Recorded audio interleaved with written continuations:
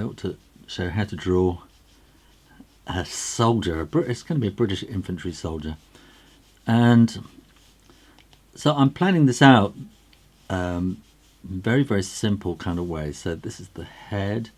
We want the box for the body, and I'm going to put the leg coming like that. So he's kind of advancing forward, kind of like that.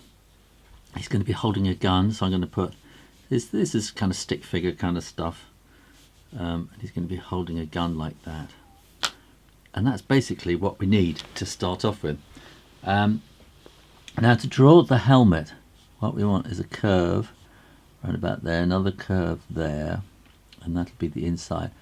And then it needs to come over the top of the head, and it's sort of quite round. It's a kind of standard distribution curve, if you remember about that stuff.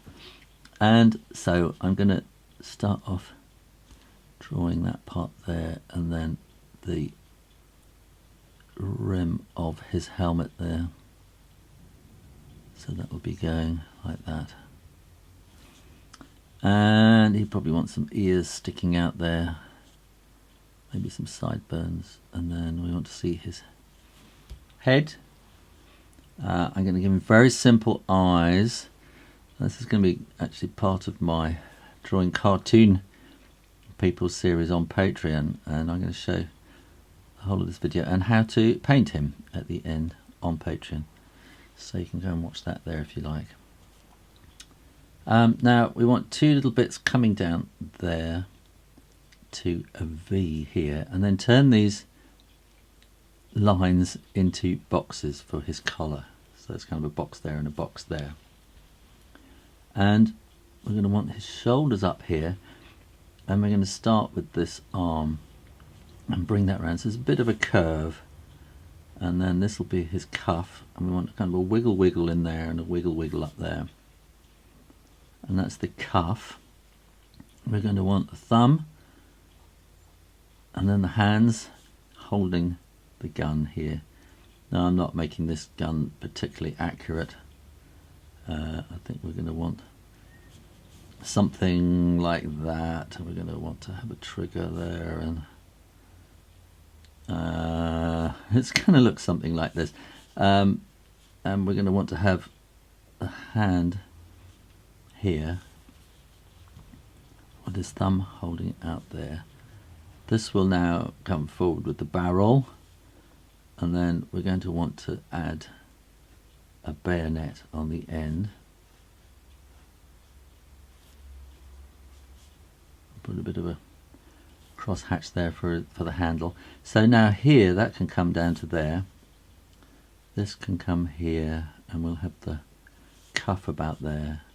And again, we'll have a sort of a wiggle up there in the armpits. Now, he's going to need to have a sash coming across here, which is going to be holding his gas mask case there. He's also going to have straps I should say, coming down here with little kind of ammunition pouches. Might be another one there, and there's going to be a belt in there as well. We want to have a line down the middle and some buttons, and he's also going to have pockets there underneath the straps. He'll have lapels over the top there, and he's also going to have a pack on his back there. Now from the belt, we're going to have the kind of the skirt of his jacket underneath the belt, and then we'll bring the leg down there like that, and then we'll bring this leg down there at that kind of an angle. We'll bring it here with a bit of a wiggle, and then we want to have these putties or strapping. I'm sure there's a word for it. I'm sure someone will tell me in the comments. I'm sure I probably know it myself.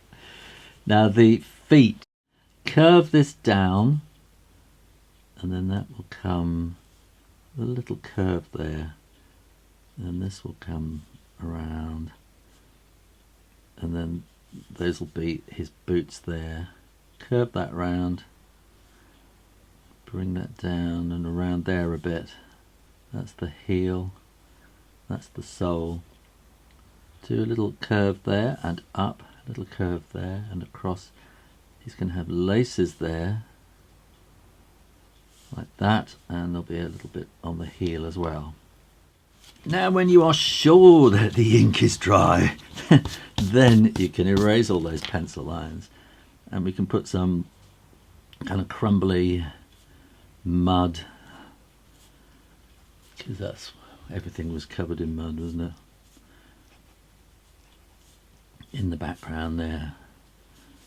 And I think that is probably all I'm going to do. I think I might actually just put a bit of kind of darkness underneath there, and we could maybe put a little bit of shadow underneath the helmet there.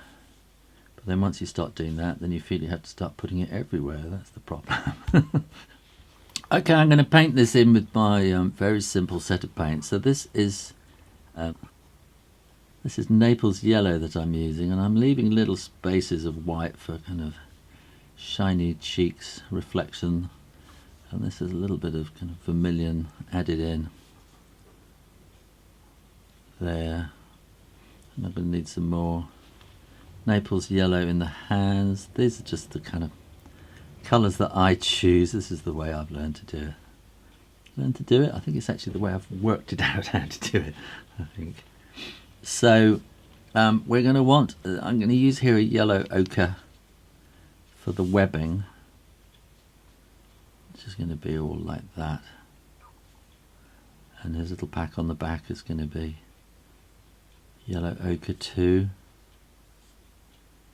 And we'll have that there as well. And this pack, this is his gas mask case here as well. At least I think that's what it is. And these webbing, is that it? Was that what they call it? So what am I going to do now? I'm getting the ochre, and I'm going to mix it with a little bit of green, a bit more ochre, I think, because I'm trying to get this kind of khaki. I think I'm going to put a bit of burnt sienna in there as well to get this kind of olive green khaki colour. And then I'm just going to paint him in. And for those of you who come over from YouTube to watch me paint this, you're going to be saying, what is that brush? It's a Pentel aqua brush. The water is in the handle. And then people get very excited when they see it for the first time. And then we're going to want brown boots, and they should be shiny. Of course in the mud they wouldn't be, but in theory they should be shiny. So just leave a little bit of white for a reflection of the boot. So that's in burnt sienna, and this is in kind of Van Dyke brown or something, just to give a bit of shading to one side, a bit of modelling really, isn't it? And then I think the mud is probably all going to be that kind of colour as well. And as you can see, that I just gave the brush a little squeeze, and out comes water, and it kind of thins it down as you're painting.